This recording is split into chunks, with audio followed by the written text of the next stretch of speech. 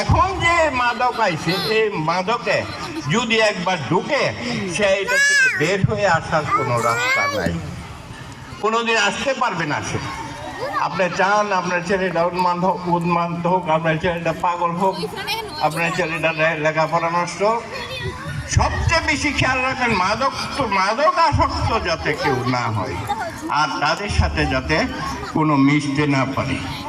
যাই হোক, আজকের এই অনুষ্ঠানে আপনারা যারা সুধীবৃন্দ যারা আপনারা এসে এই অনুষ্ঠানকে সার্থক সুন্দর করেছেন, আপনাদেরকে ধন্যবাদ জানাচ্ছি। আবারও ধন্যবাদ জানাচ্ছি।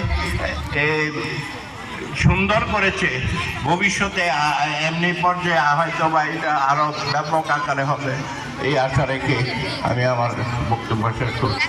আল্লাহ হাফেজ।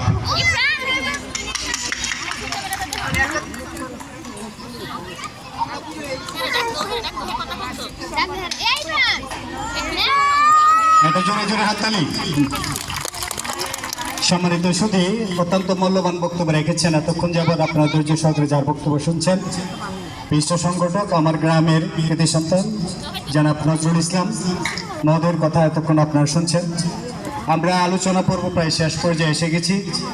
সম্মানিত সুধী, আমি এইখানে কিন্ডারগার্ডেনের বা প্রাইমারি স্কুলের আমি একজন